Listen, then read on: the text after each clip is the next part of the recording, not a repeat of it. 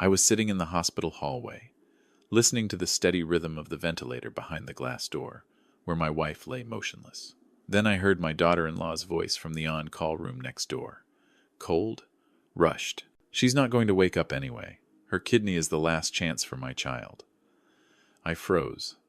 The woman fighting for her last breath was my wife, and the person who said those words was someone I once called family. Before I go on, please subscribe to the channel and leave a comment telling me where you're listening to this story from. Now, sit with me for a moment, because what I'm about to say next is what started tearing my family apart that very night. After those words, the hospital hallway suddenly felt longer than it should have. The cold white fluorescent lights reflected off the tiled floor, making everything look flat and frighteningly still. I didn't take another step. I didn't turn around and leave either.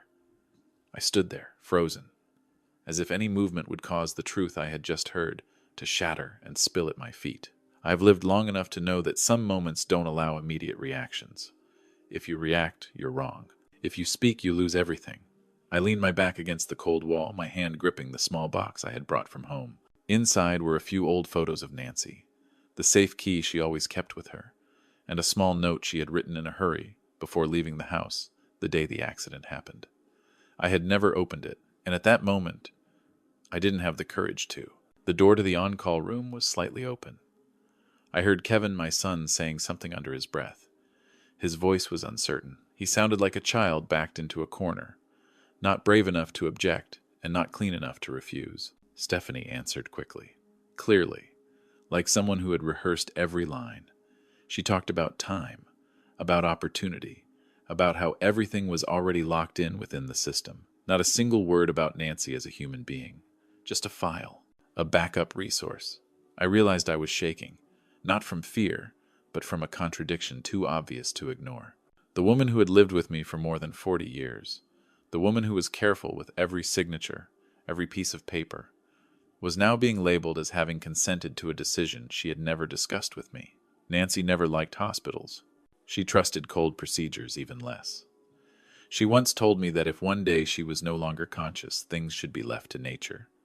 No intervention, no exploitation. No one had the right to decide for her. I walked slowly toward the emergency room door. Through the thick glass, I saw Nancy lying there, motionless, her face pale yet strangely peaceful. The machines around her made steady sounds like an emotionless countdown. I wondered, if she could hear any of this, what would she think, knowing that her own son was staying silent? A nurse walked past and nodded at me. Her eyes carried the familiar sympathy I had seen all day. I nodded back slowly. No one knew that just a few steps away, a decision was being discussed as casually as scheduling a meeting. I returned to the long bench where I had been sitting for hours. Outside the thick glass, the night was heavy with snow. The wind slammed against the surrounding buildings, producing low, hollow sounds, like a warning. Chicago winters are always harsh, but that night the cold seemed to crawl straight into my chest. I closed my eyes and tried to remember the past few days. 5 days before the accident, Nancy had mentioned Kevin. She didn't go into detail. She only said our son was under financial pressure. I was used to that. Kevin had always tried to build things bigger than he could carry. But that time, Nancy looked at me for a long moment, as if she wanted to say more, then stopped. I didn't ask. I thought some things were for children to face on their own. Now, I understand that my silence back then may have opened the door to today. A doctor stepped out of the emergency room and told me in a flat voice that Nancy's condition showed no significant change. I nodded, thanked him. I didn't ask anything else. I was beginning to see how easily information could be bent, depending on who was allowed to speak it. I checked the clock. It was close to midnight. Christmas was only a few hours away. Out there, people were preparing warm dinners, carefully wrapped gifts, and here I was, sitting in a cold hallway, realizing that my family might be standing on completely opposite sides of an invisible line. I didn't confront anyone. I didn't call Stephanie's name. I didn't ask Kevin why he stayed silent. I made one very simple decision. If they believed I was just a broken old father, then I would let them believe it. I had been retired for many years, but I had never forgotten how to observe, how to wait, and how to let the truth reveal itself. I placed the keepsake box on my lap and opened it for the first time. Nancy's note held only one short sentence in her familiar handwriting. If anything happens, trust what you see, not what people tell you. I folded the paper and slipped it into my inner pocket. In that moment, I knew the night would not end in silence. But to break it, I would need time. And I was ready to wait. I didn't leave the hospital that night. I stayed right where I was until the sky outside the glass shifted from black to a pale gray. When Stephanie and Kevin stepped out of the on-call room early that morning, my head was lowered, both hands resting on my cane. Looking exactly like an old man worn down after a sleepless night. Stephanie glanced at me just long enough to be sure I hadn't heard anything. Then she turned away. Kevin avoided my eyes. His silence confirmed everything I needed to know. That was when I understood. From this point on, every move I made had to be calculated. Not to confront them, but to make sure I wasn't pushed out of a game they believed they were controlling. I allowed myself to appear slow. I asked unnecessary questions. I thanked the doctors more than needed. I let everyone believe I was clinging to a fragile hope that my wife would wake up. Meanwhile, I made phone calls. The first person I contacted was Martin, an old friend who used to work as an inspector. We hadn't spoken in years, but he didn't ask why. He simply listened, as I said I needed him to look into an accident. Then he replied, short and direct, "Send me everything you have." I didn't have much, but I had my memory, and I had time. The second call was to Ethan, a tech specialist. Nancy had once helped when he was just starting out. I didn't mention my suspicions. I asked only one question. If data is deleted, does it really disappear? Ethan was quiet for a few seconds, then said, "Only if the person deleting it truly knows what they're doing." That answer brought back a detail I had overlooked. Nancy's car was always set to sync data to her personal account. She was careful, more careful than me sometimes. If someone thought deleting data from a device was enough, then they had underestimated her. Over the next hours, I moved slowly between the hospital and the small nearby apartment. I let Stephanie see me signing papers I hadn't read closely. I let her believe I had accepted reality. But every night when things settled down, I opened Nancy's old laptop. I entered the passwords I knew. Not out of curiosity, but because I had lived with her long enough to know where she hid things. Ethan called me back on the second day. His voice dropped as he said he'd found a backup from the dash camera, automatically saved to the cloud. The footage wasn't clear, but it was enough. Another car forced Nancy out of her lane in bad weather. No direct collision, but intention. I didn't feel the anger I expected. I only felt cold. The kind of cold that comes when you finally understand that accidents don't always come from chance. Around the same time, Martin sent me a thin file. Inside was an insurance policy, signed exactly 1 month earlier. The insured was Nancy. The beneficiary was Kevin. The payout was large enough to erase every debt he was carrying. I stared at the signature for a long time. It looked like Nancy's, but not entirely. Something about it felt rushed. Something that didn't belong to her. I remembered our last conversation before Nancy left the house that day. She said Kevin wanted to sell the family home. I brushed it off. I thought it was temporary pressure. I didn't realize that in some minds, assets aren't just solutions. They're motives.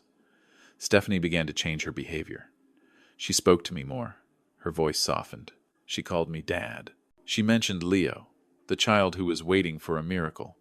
I listened. I nodded. I let every sentence hang itself on an invisible thread.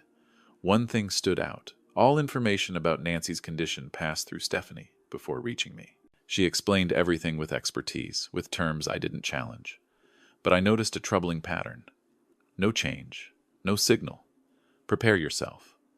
The same phrases repeated like a pre-recorded message. So I called our family's private doctor, the man who had followed Nancy's health for years.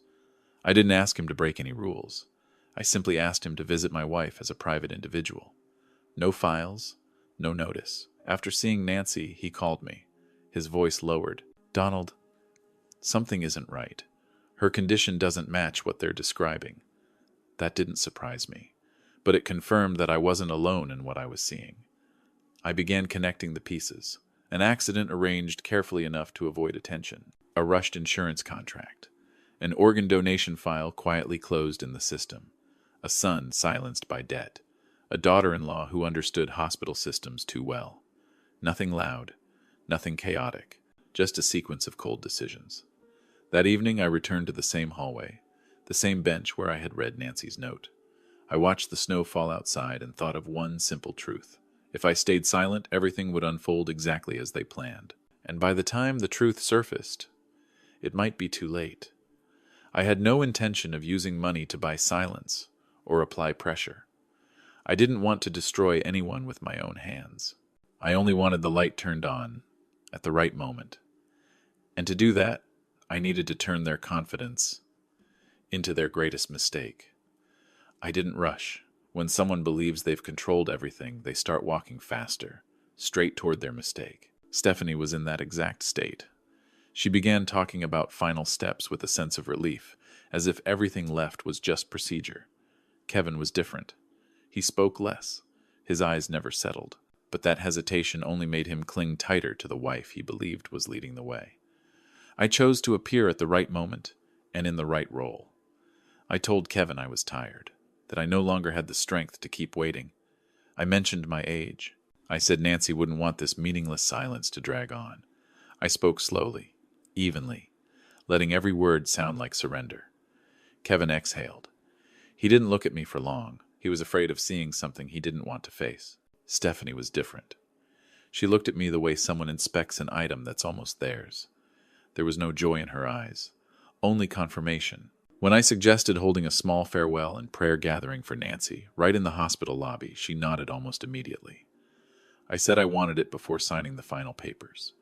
I wanted to say thank you. I wanted peace. Stephanie smiled, the smile of someone who had been waiting for the right signal. I informed hospital management with a very safe reason. I wanted to announce a charitable donation to the Patient Assistance Fund, in the spirit of Christmas. No one refused. Northwestern Memorial was used to announcements like that. I chose an evening time slot, formal enough, not too late. I requested access to the large display screens in the main lobby to present transparent information. Everything sounded reasonable. Meanwhile, my network began to close in. Martin helped me contact the people who needed to be present if things unfolded as I expected. No one came for promises. They came for evidence. Ethan worked more quietly. He set up an independent projection system separate from the hospital servers. Once activated, it would broadcast simultaneously on public screens and on several Chicago business channels I had access to. I didn't need millions watching. I only needed the right people. I told neither Stephanie nor Kevin about any of it. I continued playing the role of a father who had run out of hope. I asked doctors about the procedures required to close out treatment. I signed papers I knew didn't take effect immediately. I let Stephanie believe time was on her side. The night before the gathering, I sat alone in the apartment listening to the wind slip through the window frames. I thought about Nancy, about the years we spent building everything from nothing. She always believed that truth, if held long enough, would find its own way out. I wondered if she would forgive me for not seeing things sooner. I didn't look for an answer. I only knew I couldn't turn back. The next morning, Stephanie told me the team preparing for the transplant would be ready in the early hours of the following day. She spoke softly, like a family secret. I nodded. I said the gathering that evening would help me feel at peace before signing. She placed a hand on my shoulder, a calculated gesture. I didn't push it away. I let it remain as part of the performance.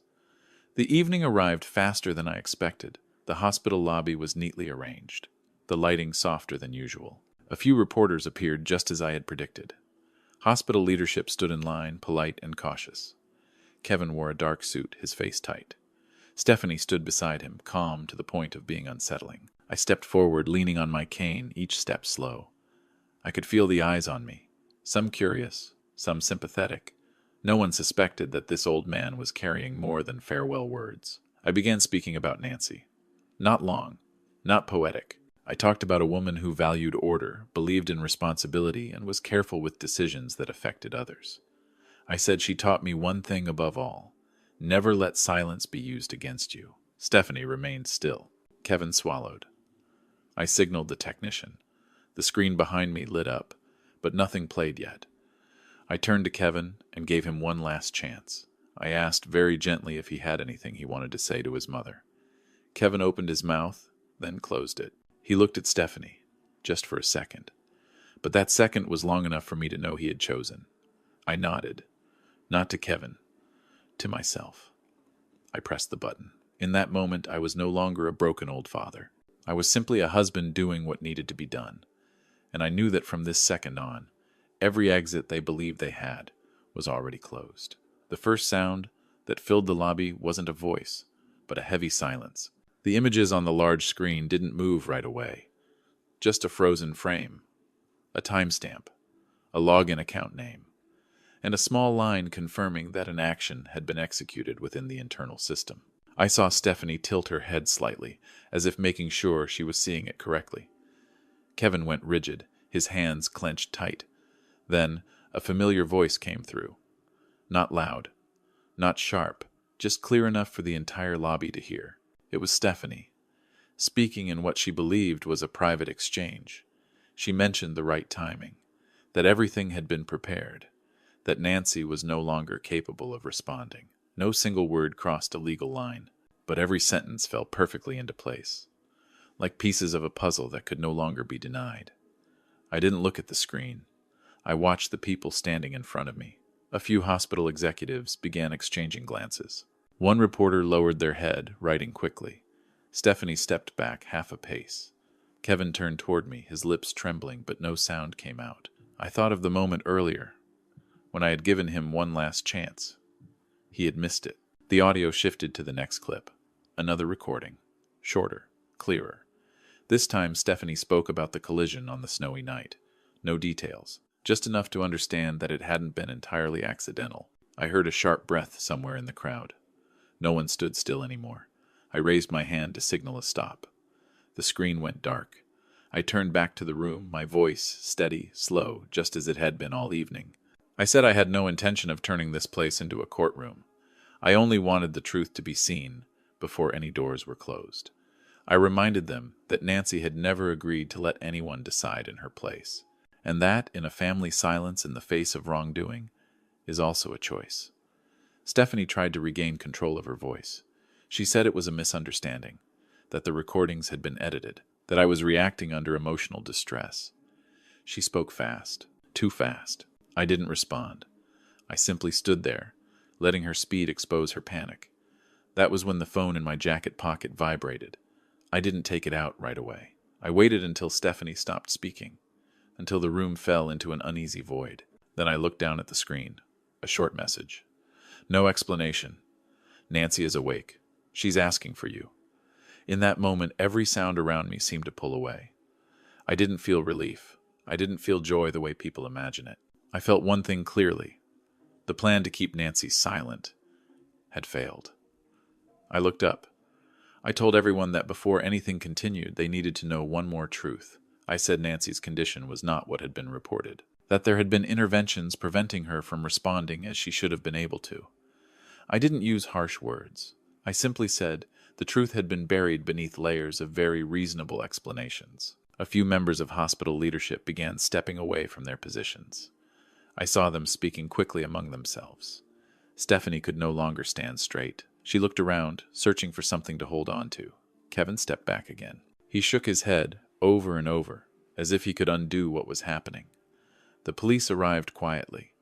No sirens, no flashing lights, just uniforms entering the lobby with the calm of people who knew exactly why they were there. Martin stood behind them. His eyes met mine for a brief second. I nodded. No words were needed. Stephanie started speaking louder. She demanded to know who had authorized this. She ordered the broadcast to stop. No one answered her. Kevin sat down on a chair, his face buried in his hands. I didn't move closer. I didn't need to witness my son's collapse from a shorter distance. An officer approached and spoke briefly with Stephanie. She reacted sharply, but every movement was quickly contained. There was no chaos, no struggle, just a series of decisive actions, the way things should have happened from the beginning. I was guided to the side. A hospital administrator apologized to me in a very low voice. I listened, but I didn't respond. I asked only one question. Where is my wife? They led me down a different hallway, quieter. The snow was still falling outside, but I no longer noticed it. When I stepped into the room, Nancy's eyes were open. They were weak, but alert. She looked at me for a long time, as if making sure I was really there. I took her hand, the familiar hand, warmer than I expected. She didn't speak right away. She simply squeezed back. A small confirmation. I leaned down and spoke very softly. I told her everything had been brought into the light, that she didn't have to stay silent anymore. Nancy blinked once. Slowly, I knew she had heard me, and that was enough. Outside that room, I knew Christmas night had not unfolded the way anyone expected. But inside that small space, for the first time in days, I felt dawn was very close. The days that followed moved more slowly than I expected. There was no longer the haunting rhythm of machines in the hallway. No more whispered conversations behind half-closed doors. Everything shifted into a different state. Quiet, but clear. Once the truth is brought into the light, it doesn't need to be spoken loudly anymore. It stands on its own. Nancy recovered day by day. She didn't remember every detail from the time she was kept in silence, but she remembered the feeling of being unable to speak. When she talked about it, her voice was calm. No resentment, no trembling, just a clear acknowledgement that certain boundaries had been crossed. I sat by her bed listening and realized that her greatest strength had never been physical. Kevin and Stephanie no longer appeared at the hospital.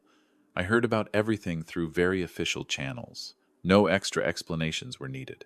What they had done was no longer a family matter. It had become a responsibility to the law and to the public. I didn't follow every development. I didn't need to know how they defended themselves. Some stories, once they've finished their role in your life, don't need to be retold. There was only one thing that stayed on my mind. Leo. That child didn't choose his circumstances. He didn't understand why the adults around him made the decisions they did. When Nancy asked me about him, I didn't avoid the question. I said that no matter what, he still deserved help, to the right way. Nancy nodded. She held my hand gently, as if that decision had been made long ago. A few months later, when everything had settled, I started a small fund. It didn't carry our family name. It wasn't tied to any personal story. It was simply a place to support organ transplant cases handled properly and transparently. Leo was one of the first children added to the list. I didn't meet him again. I didn't need to. Knowing he had a fair chance was enough. The day Nancy was discharged, Chicago welcomed us with a rare sunny morning. Most of the snow had melted. Lake Michigan shimmered under the soft light.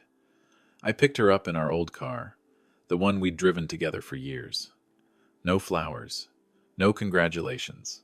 Just a quiet return. We didn't go back to the apartment near the hospital. I took Nancy to the old house, the one we had once considered selling. It was still there, silent, as if it had never been weighed in cold negotiations. Nancy stood on the porch for a long time. She placed her hand on the door frame and took a deep breath. I knew that for her it wasn't just a place. It was confirmation that some things cannot be exchanged. A few days later I burned the old will. Not out of anger, not to erase the past. I simply realized that at this age, controlling everything after I'm gone matters less than I once thought. Nancy stood beside me silent. When the paper turned to ash, she said softly that she felt lighter. So did I. We began living more slowly. In the mornings I make coffee. Nancy sits by the window reading the paper. In the afternoons we walk along the lake, speaking very little. Some silences are no longer frightening. They don't hide anything. They're simply the presence of two people who've been through enough to stop filling every moment. Sometimes I think about that snowy night, about the hospital hallway, about the keepsake box, about the note Nancy left behind.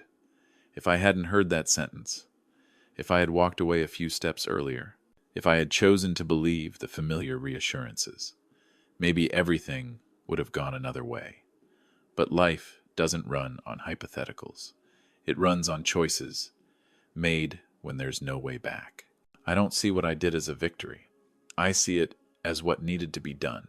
Family, I learned this too late, isn't about blood at any cost. Family is about respecting boundaries, even when no one is watching. One morning, standing by Lake Michigan, Nancy took my hand. The wind was gentle, the water calm. She said she wasn't afraid anymore.